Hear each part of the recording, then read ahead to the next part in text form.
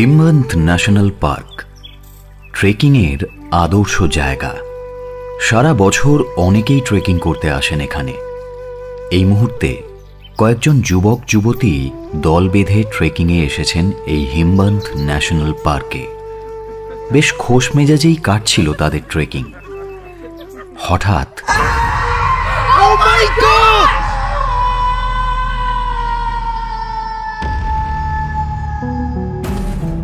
আজ আপনি শুনবেন আলাপন রায়চৌধুরীর কাহিনী পুনরাবৃত্তি, only on Radio Milan 90.4 FM. Do like, share and subscribe our YouTube channel for more audio stories and press the bell icon for notification. লেখক শ্রী আলাপন রায়চৌধুরীকে জানাই আমাদের আন্তরিক কৃতজ্ঞতা আমাদের এই প্রচেষ্টায় আমাদের পাশে থাকার জন্য। আজকের গল্পে অভিনয় করেছেন দীপক, কুন্তল এবং সায়ন। নাট্যরূপ দান এবং পোস্টার ডিজাইনিং চিন্ময়। সমগ্র পরিচালনা এবং ধ্বনি পরিকল্পনা সায়ন। শুরু হচ্ছে আলাপন রায়চৌধুরীর কাহিনী পুনরাবৃত্তি। কনস্টেবল আমাকে নিয়ে থানার ওসির কেবিনের সামনে গিয়ে দাঁড়ালো। আমাকে দেখে ওসি সাহেব উঠে এলেন। আমি মৃদু হেসে বললাম, আপনি লোক পাঠিয়েছিলেন তাহলে? হ্যাঁ স্যার, আমার নাম করণ বাটরা। আপনি আপনি প্লিজ বসুন না। এই বলে বাটরা সাহেব ইশারা করে কনস্টেবলকে ওনার কেবিনের দরজাটা ভেজিয়ে দিয়ে বাইরে দাঁড়ানোর জন্য নির্দেশ দিলেন। আমি চেয়ারটা টেনে বসলাম। বলুন, বাটরা সাহেব বলতে শুরু করলেন। দেখুন, কয়েকদিন আগে আমাদের কাছে একটা ট্রেকিং টিমের কয়েকজন এসেছিলেন। তা ওনারা একটা অদ্ভুত ক্লেম করেন। কীরকম? ওনারা নাকি এক্সোটিক হিমবন্ত ন্যাশনাল পার্কে ভূত দেখেছে। ওরা ভূত শব্দটা ব্যবহার না করলেও ব্যাপারটা সেরকমই। ওকে, দেন?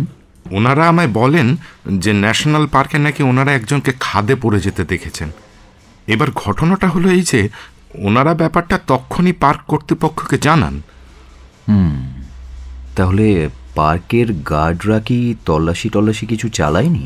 চালিয়েছিল, বাট ওরা কিছু পায়নি। কোনো ডেড বডি, বিলঙ্গিংস, ছেঁড়া জামা কাপড় বা ব্লাড ড্রপস এরকম হওয়ায় ওনারা ঘটনাটা জানানোর সিদ্ধান্ত নেন আমাদের। আর এখন হয়তো ওনারা ছুটি কাটিয়ে ফিরেও গেছেন। সবই বুঝলাম, কিন্তু আমায় ডেকে পাঠালেন কেন বলুন তো? এখানে আমার ভূমিকা কি? ঘটনাটা এখানেই শেষ নয় স্যার, মূল কথাতে এইবার আসছি। ব্যাপারটা ওনারা আমাদের জানাতেই আমি লোক পাঠাই পার্কে, কিন্তু আশ্চর্য, ওরা কাউকে খুঁজে পায়নি স্যার। That's strange. ওখানে জিজ্ঞাসাবাদ করার সময় পার্কের একজন পুরনো লোকের সাথে দেখা হয়। এখন রিটায়ার করে পার্কেরই এক কোনায় থাকেন পুরনো একটা কোয়ার্টারে। ওনার নাম রবি। এই রবিজি আমায় বললেন যে এটা নাকি নতুন নয়, আগেও এরকম দেখা গেছে। ফ্রিকোয়েন্টলি না হলেও মাঝে মাঝেই দেখা যায়। মেয়েটি যাকে পড়তে দেখেছে সে একজন অশরীরী। হোয়াট? হ্যাঁ স্যার। এই জন্যই আপনি তখন ভূত বলেছিলেন? এই জন্যই প্রচুর খোঁজাখুঁজি করেও কাউকে খুঁজে পাওয়া যায়নি। ওকে, এবার বলুন আমি এক্ষেত্রে কিভাবে সাহায্য করতে পারি? আপনার নাম এইসব কেসের সমাধানে অনেক শুনেছি, তাই। আচ্ছা, যে পড়ে গেছে তাকে দেখতে কেমন ছিল, তার কোনো ডেসক্রিপশন পেয়েছেন? ওদের ট্রেকিং গ্রুপের একটি মেয়ে, কি যেন নামটা, চিত্রা। হ্যাঁ, চিত্রা। উনি লোকটাকে পড়তে দেখেছিলেন। আমরা একটা ভাষা ডেসক্রিপশন শুনি স্যার। আচ্ছা, আপনাদের তো রিপোর্ট রেকর্ড বুক আছে, সেখানে আপনারা কিছু লিখে টিখে রাখেননি বয়ান রেকর্ড করার সময়? দাঁড়ান, খাতাটা আনিয়ে দিচ্ছি। কথাটা বলে ওসি বেল বাজালেন। বাইরে থেকে একজন কনস্টেবল ঘরে ঢুকতেই তাকে খাতাটা আনতে বললেন। কনস্টেবল দরজা বন্ধ করে বেরিয়ে যেতেই আমি জিজ্ঞেস করলাম, কিছু মনে করবেন না, কিন্তু আপনি শিওর যে সার্চটা ঠিকঠাক করা হয়েছিল? 100% শিওর স্যার। গার্ডরা অবধি সার্চ করেছে। এমনিতেই পার্কটার পিছনে বর্ডার, সেই জন্য ওই এলাকাটাকে আমরা একটু চোখে চোখেই রাখি, আর বিশেষ গুরুত্বও দেওয়া হয়। আমি আমার যে কনস্টেবলদের পাঠাই তারা পার্কটা ভালোভাবে চেনে, তাই ওদেরই পাঠাই। তারপর আমিও সার্চ করেছি। এছাড়া ওখানকার গার্ডরা তো আছেই স্যার, জায়গাটা ওরা হাতের তালুর মতো চেনে। আমি নিশ্চিত কোনো কিছু মিস করিনি আমরা। তাহলে আপনি বলছেন যে আপনাদের সার্চ সাকসেসফুল ছিল। তার মানে হয় ওই মেয়েটি ভুল বলছে বা যে পড়ে যায় সে। আমার কথা শেষ হওয়ার আগেই কনস্টেবলটি খাতা নিয়ে এসে টেবিলে রেখে আবার দরজা বন্ধ করে চলে গেল। আপনি কি যেন বলছিলেন স্যার? হ্যাঁ, না মানে আমি বলছিলাম যে এটা কোনো প্র্যাঙ্ক বলে মনে হচ্ছে না তো। অবশ্য পুলিশকে নিয়ে এইভাবে মজা করে ট্রেকারদেরই বা লাভ কি? সেটাই, রবিজি তো বললেন এটা ভূত প্রেতের ব্যাপার। সেটাও একটা প্রশ্ন। আচ্ছা, আরেকটা ব্যাপার, লোকটা যদি পড়ে গিয়ে এদিক ওদিক চলে গিয়ে থাকে বা কেউ তাকে নিয়ে গিয়ে থাকে, সেটা তো জানাজানি হবে। সেরকম কোনো কিছু শোনেননি? না স্যার, নিচে কেউই লোকটাকে পড়তে দেখেনি। আর অন্যদিকে চিত্রা ক্লেম করছেন যে লোকটা উপর থেকে পড়েছে। আপনি রিপোর্টটা একবার দেখান, কিন্তু তার আগে একটা জিনিস বলুন। পার্কে তো সিসিটিভি থাকার কথা, সেটার ফুটেজগুলো চেক টেক করেছেন কিছু? না স্যার, আসলে পার্কের ব্যাপারটা বেশ শোরগোল পড়ে যায়, তো সবাই বেরিয়ে এসে জড়ো হয়। তার মধ্যে রবিজিও ছিলেন। অনেক তল্লাশি করেও যখন পাওয়া গেল না লোকটাকে, তখন রবিজি লোকটার ডেসক্রিপশন শুনেই বললেন যে এটা ভূতের কেস, এবং উনিও কয়েকবার দেখেছেন। হ্যাঁ, কোয়াইট ইন্টারেস্টিং। আপনার রবিজির সাথে তো তাহলে কথা বলতেই হচ্ছে একবার। পুরনো কোয়ার্টারে পেয়ে যাব তো ওনাকে? হ্যাঁ স্যার। এবার আমি একটু চুপ করে চিন্তা করতে লাগলাম। রিপোর্টের খাতার পেজ উল্টাতে উল্টাতে ওসি বললেন, এই যে স্যার, এখানে।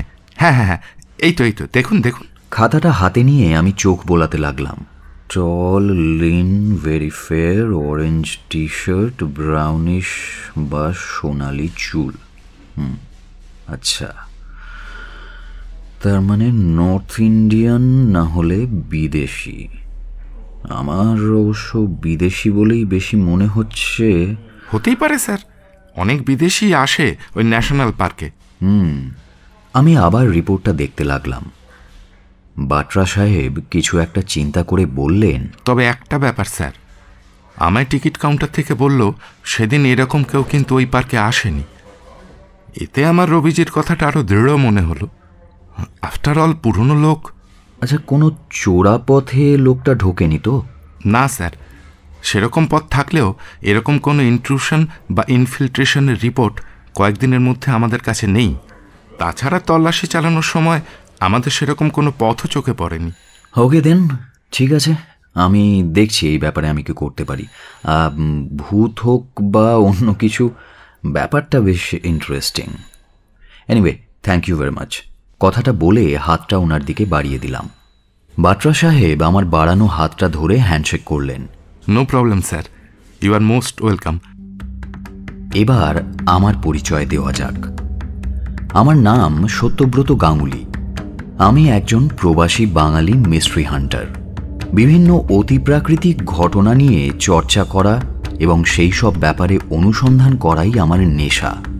কোথাও কোনো অ্যানর্মালস বা প্যারানর্মাল কিছুর সন্ধান পেলেই আমার মন বেরিয়ে পড়তে চায় সেই জায়গার উদ্দেশ্যে।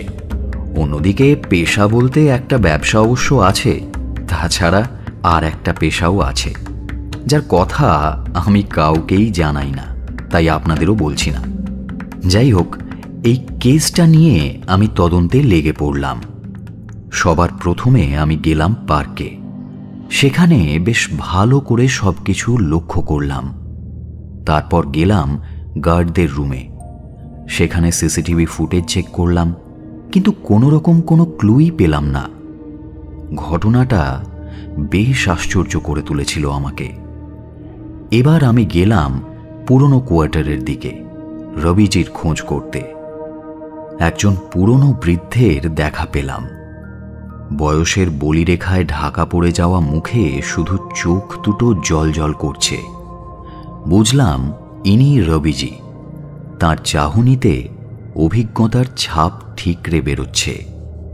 তার সঙ্গে কথা বললাম। তিনি যা বললেন তা মোটামুটি এই রকম। সেদিন আমি কোয়ার্টারেই ছিলাম। গন্ডগোলের আওয়াজ পেয়ে বাইরে আসি। এসে দেখি কয়েকজন লোক ট্রেকিং করতে এসে কোনো একটা ঘটনা নিয়ে আলোচনা করছে। ওদের মধ্যে একটা মেয়েকে খুব উত্তেজিত দেখাচ্ছিল। তারপর তার কাছে জানতে পারি সে একটা লোককে পাহাড় থেকে পড়ে যেতে দেখেছে, কিন্তু তল্লাশি করে কিছু পাওয়া যায়নি। আমি মেয়েটার কাছে বিবরণ শুনে বুঝলাম সে কোন ঘটনার কথা বলছে। আমি ওই ঘটনার সাক্ষী আগেও হয়েছি, তাই আমি ওদের বললাম যে ওই ঘটনায় সে যাকে দেখেছে সে আসলে অশরীরী। অ্যাক্সিডেন্টটা হয় ওই 1970-এর শেষের দিকে। একজন বিদেশি হাইকার ওই জায়গা থেকে পড়ে যান।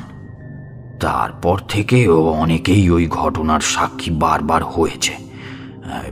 এর বেশি আমি কিছুই জানি না। ওনার সাথে আরও 2-4 কথা বলে আমি ফিরে এলাম। এরপর আমার কি কি করণীয় সেদিন রাতে সেগুলো ডায়েরিতে লিখে নিলাম। বেশ বুঝতে পারলাম ঘটনাটার ছাপ মনের মধ্যে অনেক দিন থাকবে।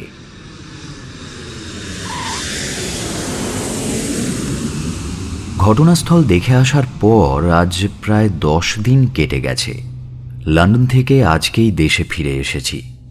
এই 10 দিনে ঘটনাটা যা মোড় নিয়েছে তার জন্য আমার কাছে বোঝার বা বোঝানোর মতো কোনো ভাষা নেই।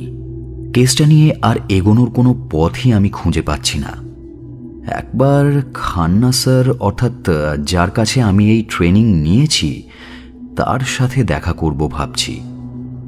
দেখা যাক উনি যদি কোনো হদিশ দিতে পারেন। তো যদি কেউ ভাবেন যে আমার এই স্যারের ঘর বাড়ি দেখলেই বোঝা যাবে যে উনি মিস্ট্রি হান্টার বা অ্যানর্মালস বা প্যারানর্মালসের ব্যাপার স্যাপারে আগ্রহ রাখেন, তাহলে খানিকটা ভুল হবে।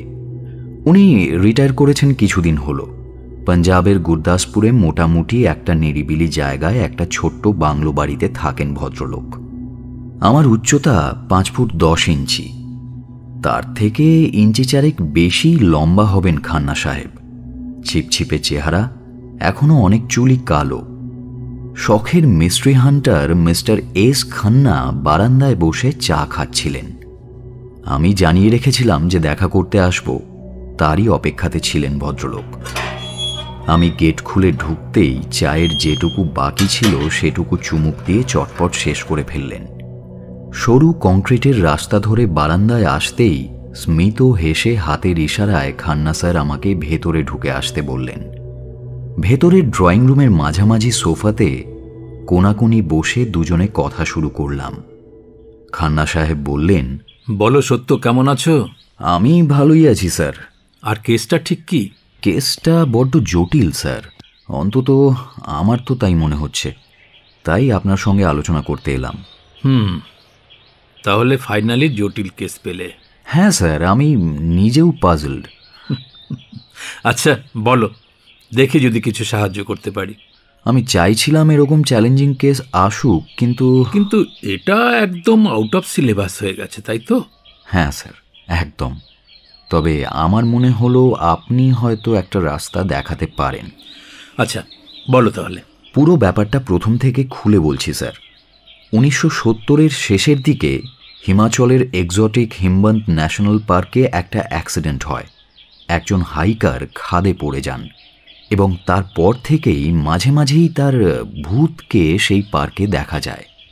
ওই একই জায়গা থেকে তিনি পড়ে যাচ্ছেন এবং লোকে সেটা এখনো দেখতে পাচ্ছে। কিন্তু এটা তো খুব কমন ব্যাপার, অনেকবারই তো শুনেছি এরকম ঘটনা। হ্যাঁ, ছোটবেলা থেকে এরকম গল্প অনেক শুনেছি, কিন্তু আপনি শুনলে অবাক হবেন স্যার যে লোকটা খাদে পড়ে গিয়েছিলেন ঠিকই, কিন্তু তিনি মারা যাননি। অনেক দিন হসপিটালে মৃত্যুর সঙ্গে পাঞ্জা লড়ে তিনি বেঁচে গিয়েছিলেন। আর ইন্টারেস্টিং। তারপর? তিনি শুধু বেঁচে গিয়েছিলেন এমনই নয়, তিনি এখনও বেঁচে আছেন। British citizen mister George Clarke. বলো কি? হ্যাঁ স্যার, আমি হসপিটালে খোঁজ খবর নিয়ে জানতে পারি তিনি সাসেক্সে থাকেন। 70-এরও ওপরে বয়স। আমি নিজেও কথা বলেছি ওনার সঙ্গে। তুমি কি শিওর? হ্যাঁ স্যার। কোনো ভুল হচ্ছে না তো? না স্যার, অ্যাবসলিউটলি ভেরিফাইড। উনি কথায় কথায় স্বীকার করলেন ব্যাপারটা। ইনোসেন্টলি কথায় কথায় ঘটনাটা বের করেছি। ও, বাট তুমি বললে যে ভূত। ওটাই তো বলছি স্যার, আমি কিছুই খুঁজে পাচ্ছি না, কোনো দিশা দেখতে পাচ্ছি না কোনো দিকে। একটা লোক জীবিত লন্ডনে, তার ভূত এখানে কি করে? তাহলে তো আমায় ভাবতে হচ্ছে আচ্ছা, কথা কিভাবে বললে? প্রথমটা ফেসবুকে। আহা, আমার বোঝা উচিত ছিল। তবে ফেক প্রোফাইল নয়, কারণ কথা টথা বলে আমি সোজা সাসেক্সে ওনার বাড়িতে গিয়ে হাজির হয়েছিলাম।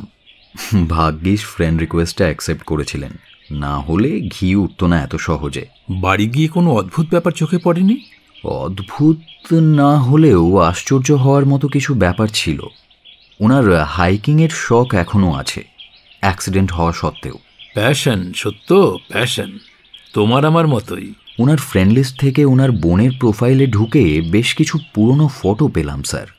কোনোটা 60s, কোনোটা 70s, অথবা কোনোটা 90s সময় তোলা।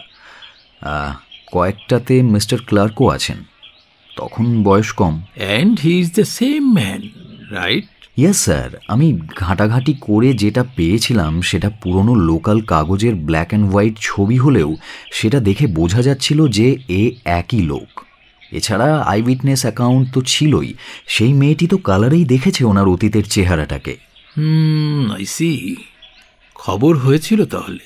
হ্যাঁ, ওই লোকাল কিছু পেপার টেপারে বেরিয়েছিল খবরটা 1970-এ। তবে উনি যে বেঁচে গিয়েছিলেন সেটা আর কাগজে বেরোয়নি। আমি অন্তত কোনো রেকর্ড পাইনি স্যার। আচ্ছা, এখানে শুধু অ্যাক্সিডেন্টের খবরটা দিয়েছিল? হ্যাঁ স্যার, আর উনি যে গুরুতর আহত সেটাই দেওয়া হয়েছিল।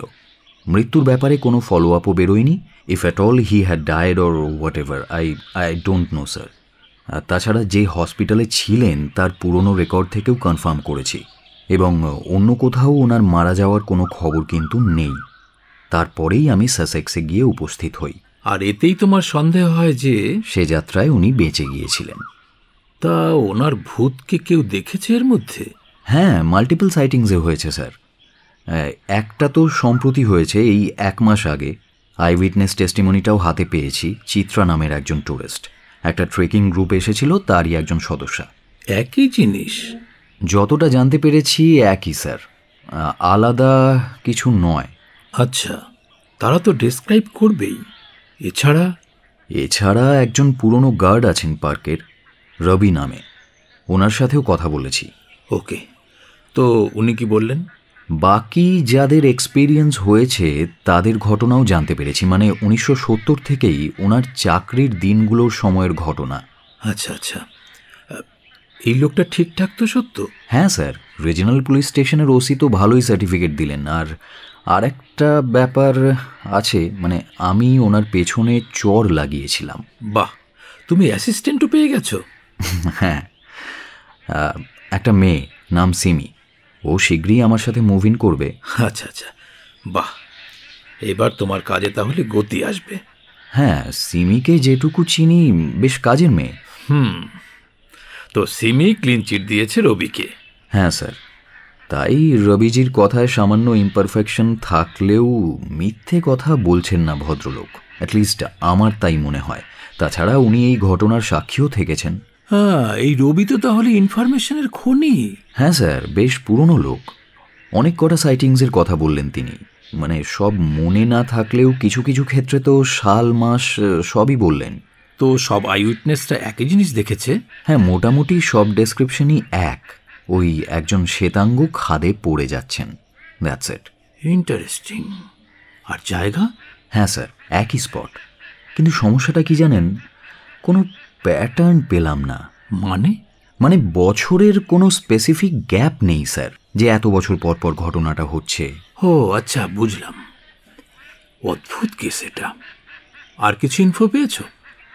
আর একটা ব্যাপার একটু খটকা লাগছে, মানে ওই সাইটিংয়ের কয়েকটা ডেট 1984, 1991, 1999 এই রকম একটা গ্যাপে হয়েছে, কিন্তু প্রতিটাই সেপ্টেম্বরে। এবার এটাকে প্যাটার্ন হিসেবে ধরবো কি না সেটাই আমি বুঝতে পারছি না স্যার। মানে রবিজির কথা যদি ঠিক হয় তাহলে সব ঘটনার মাস কিন্তু একই, সেপ্টেম্বর মাসের দ্বিতীয় ভাগে। I C. দাঁড়াও, নোট করে নিই। নোট করে নিয়ে খান্না স্যার বললেন, ঠিক আছে, ঘটনাটা নিয়ে আমায় একটু ভাবতে হবে। কবে আসবো তাহলে স্যার? আমায় সপ্তাহখানেক সময় দাও, তারপর যোগাযোগ করে চলে এসো। Okay sir. আচ্ছা, ওই স্পটটার আর কোনো ছবি আছে? হ্যাঁ, ওটা অ্যাক্সিডেন্ট স্পট বলে পরিচিত। গুগলে ওটার অনেক HQ ছবি আপনি পেয়ে যাবেন স্যার। আচ্ছা, তবে সার্চ করলেই বিভিন্ন অ্যাঙ্গেলেই পেয়ে যাব। ওকে, তুমি কিছু খাবে নাকি এখন? না স্যার, আমি বাস পাল্টানোর সময় খেয়ে এসেছি, আজ বরং আসি। আচ্ছা ঠিক আছে দেন, সাবধানে ফেরো, টেক কেয়ার। খান্না সাহেবের কাছ থেকে বিদায় নিলাম আমি। এই মিটিংয়ের 1 সপ্তাহ পরে খান্না স্যার আমাকে আবার ডেকে পাঠালেন। আমি যথারীতি সময় মতো ওনার বাড়িতে গিয়ে হাজির হলাম। আমাকে সোফায় বসিয়ে ফ্রিজের দিকে এগোতে এগোতে উনি বললেন, কোল্ড কফি আছে, খাবে নাকি? হ্যাঁ, চলতে পারে স্যার। আমি জানি তুমি কোল্ড কফি পছন্দ করো, তাই আগেই এনে রেখেছিলাম। খান্না সাহেব কফির ক্যান এনে সোফার সামনে টেবিলের ওপর রাখলেন। তারপর ক্যানটা খুলে আমার দিকে এগিয়ে দিলেন। আমি সেটা ধরেই রেখে দিলাম।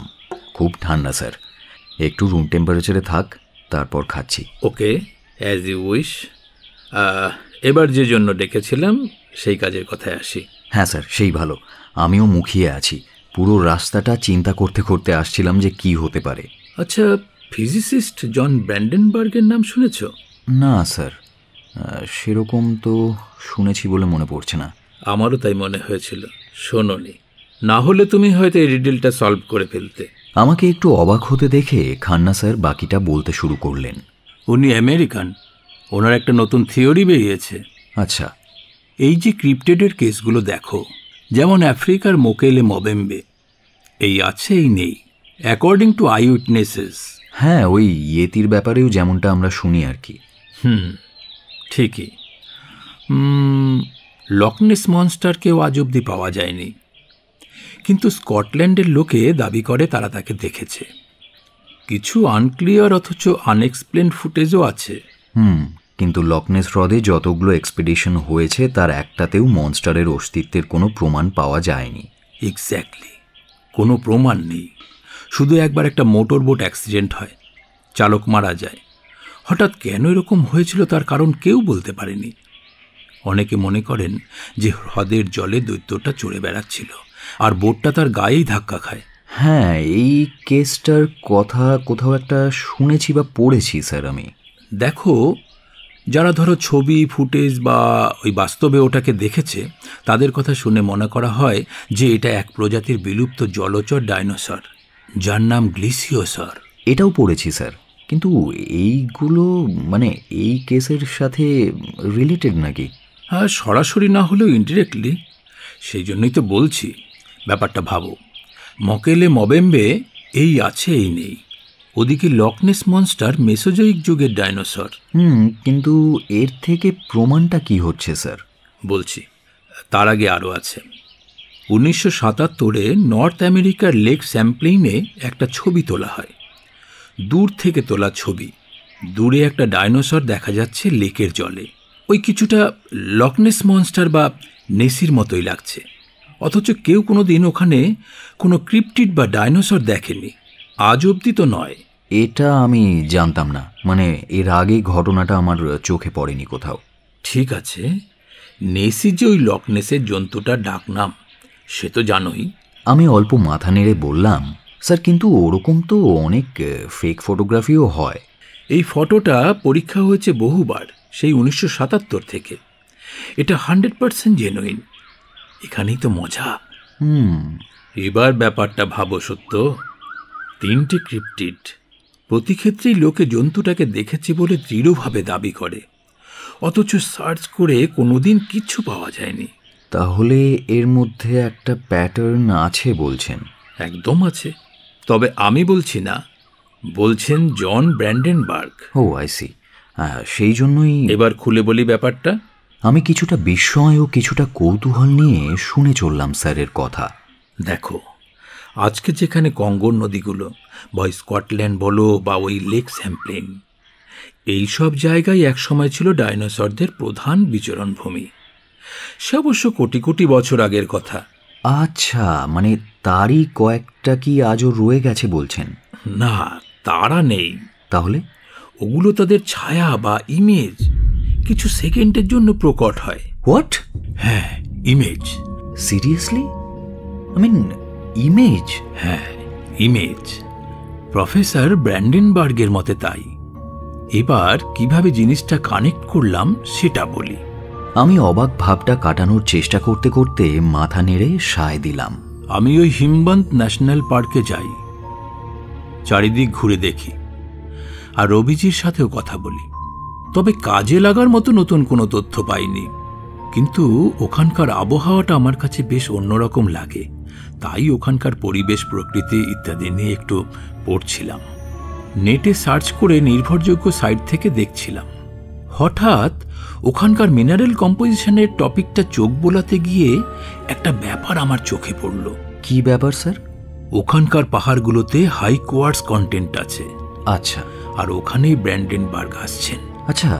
কোয়ার্টজের ব্যাপারটা চোখে পড়তেই আমার ব্র্যান্ডেনবার্গের নতুন থিওরিটা মাথায় খেলে গেল। নতুন থিওরি? সত্য। ওনার মতে এই কোয়ার্টজ হলো একটা ওয়ান্ডার মিনারেল। এর ওয়ার্ম হোল তৈরি করার ক্ষমতা আছে। ওয়ার্ম হোলটা আবার কি? দেখো না, উনি নেসি আর স্যাম্পলিন মনস্টারের ব্যাখ্যা দিয়েছেন এভাবেই। হয়তো ইয়েতিটাও একই কেস, কে বলতে পারে। হতে পারে। তবে পায়ের ছাপগুলো, শেষ কথাগুলো অবশ্য মনে মনে বললাম। স্যার এখন ফ্লোতে আছেন, কাজেই ইয়েতির প্রসঙ্গটা না তোলাই বাঞ্ছনীয়। উনি বলে চললেন, ওই অঞ্চলগুলোয় জলের তলায় বা আশেপাশে কোয়ার্টজের প্রাচুর্যের ফলে স্পেস টাইম ডিস্টরশন দেখা দেয়। ও আই সি। আর ওই তার থেকেই ওয়ার্ম হোল তৈরি, যার মধ্যে দিয়ে কোটি কোটি বছর আগের এক্সটিংক্ট হয়ে যাওয়া প্রাণী অল্প সময়ের জন্য চোখের সামনে ভেসে উঠছে। অ্যাবসলিউটলি। আর শুধু ভেসেই উঠছে না, ইমেজগুলো এতটা কনভিন্সিং যে লোকে সেগুলোকে সত্যি সত্যি রক্ত মাংসের প্রাণী ভাবছে। Exactly sir. এমনকি তার অথেন্টিক ছবি পর্যন্ত তুলে ফেলছে অনেকে। ভাবা যায় না। আর এর থেকেই জন্ম নিয়েছে ক্রিপ্টিড মিথস। তবে 3টে এক্সপ্লেনেশনই পাওয়া যাচ্ছে এই থিওরি থেকে। আচ্ছা, তাহলে কি এই থিওরি দিয়ে কিছু কিছু জেনুইন ভূত প্রেতের কেসও ব্যাখ্যা করা যেতে পারে?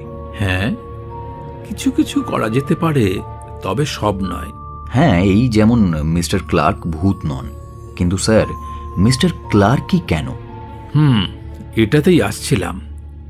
আর এটারও একটা সম্ভাব্য কারণ আছে। প্যারাসাইকোলজিতে ধরা হয় যে কোথাও কোনো ট্রমাটিক ইভেন্ট ঘটলে সেটা যেখানে ঘটেছে সেখানকার পরিবেশে একটা ছাপ রেখে যায় ঘটনাটা। এটা আমি শুনেছি আগে, আগে ভাবতাম ভুতুড়ে ব্যাপার। ব্র্যান্ডেনবার্গের থিওরিটা তখন জানা ছিল না, তাই ওই অ্যাঙ্গেল দিয়ে কখনো ভাবিনি সেভাবে। হ্যাঁ সত্য। আরও অনেকেই ক্লেম করে না যে তারা গোটা একটা সেনাবাহিনী দেখেছে চোখের সামনে, বা প্রাচীন 2 রাজার সৈন্যবাহিনীর যুদ্ধ হতে দেখেছে ভর দুপুর বেলায়। হয়তো এবার তার এক্সপ্লেনেশন পাওয়া যাবে। এক্স্যাক্টলি। ইতিহাস ঘেঁটেও দেখা গেছে সত্যি সত্যি অতীতে কোনো এক কালে ওই স্পটে ওই রকম যুদ্ধ হয়েছিল। আর দেখো, যুদ্ধও কিন্তু এক ধরনের ট্রমাটিক ইভেন্ট। তাহলে সব কিছু পরলোক বা অন্য ডাইমেনশনের কেস নয় স্যার, তাই তো? অতীতের দৃশ্যও দেখা যায় ওয়ার্ম হোলের জানালা দিয়ে। তবে দেখতে হবে যুদ্ধের কেসগুলোয় কোয়ার্টজ বা ওরকম কিছুর ভূমিকা আছে নাকি শুধুই ট্রমা। সেটাই স্যার। মিস্টার ক্লার্কের কেসটায় যদিও ট্রমা আর কোয়ার্টজ দুটোই আমরা পাচ্ছি, পাহাড় থেকে পড়ে যাওয়ার আতঙ্ক আর শক, আর আশেপাশের পাহাড়ের পাথরে প্রচুর কোয়ার্টজ। রাইট। না, এটা ক্লাসিক কেস বলতে পারো। ভদ্রলোক আজও ইংল্যান্ডে বহাল তবিয়তে বেঁচে আছেন, আর এদিকে হিমাচল প্রদেশের লোকে ওনারই ভূতের ভয়ে তটস্থ হচ্ছে। সেই স্যার।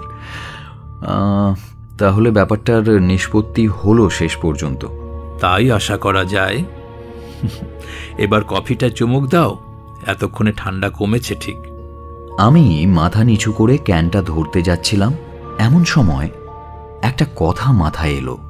মুখ তুলে প্রশ্ন করলাম, আচ্ছা একটা ব্যাপার স্যার, এই যে এই সাইটিংসগুলো হয়, এগুলো মাঝে মাঝে কেন হয়?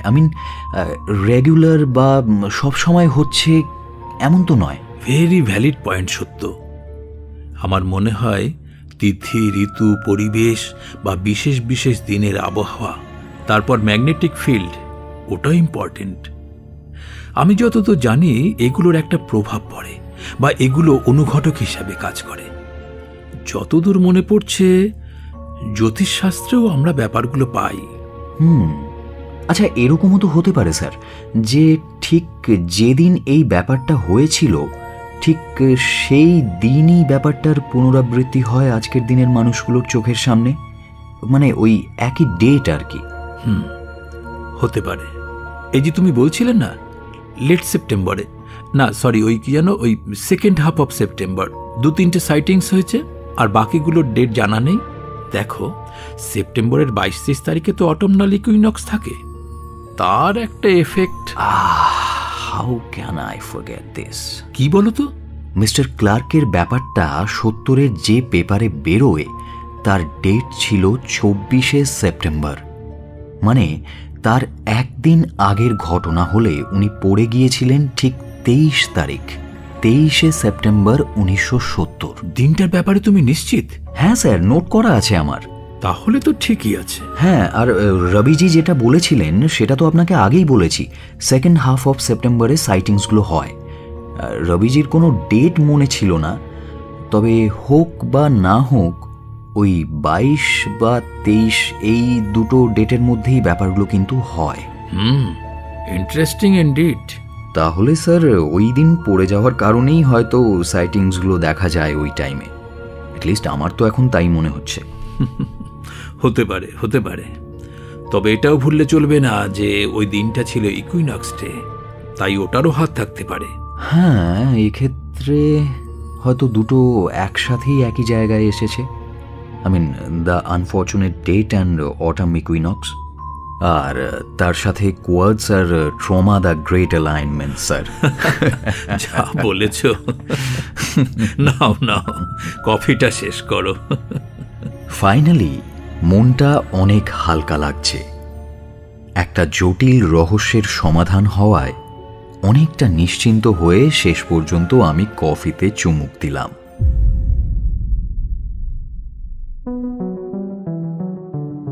এতক্ষণ আপনি শুনছিলেন আলাপন রায়চৌধুরীর কাহিনী পুনরাবৃত্তি, only on Radio Milan 90.4 FM. Do like, share and subscribe our YouTube channel for more audio stories and press the bell icon for notification. লেখক শ্রী আলাপন রায়চৌধুরীকে জানাই আমাদের আন্তরিক কৃতজ্ঞতা আমাদের এই প্রচেষ্টায় আমাদের পাশে থাকার জন্য। অফিসার কারণ বাটরার চরিত্রে কুন্তল, মিস্টার খান্নার ভূমিকায় দীপক, সত্যব্রত গাঙ্গুলি এবং রবির ভূমিকায় সায়ন, নাট্যরূপ দান এবং পোস্টার ডিজাইনিং চিন্ময়, সমগ্র পরিচালনা এবং ধ্বনি পরিকল্পনা সায়ন। আগামী সপ্তাহে আরও একটা নতুন গল্প নিয়ে হাজির হব আমরা। শুনতে থাকুন রেডিও মিলন 90.4 FM।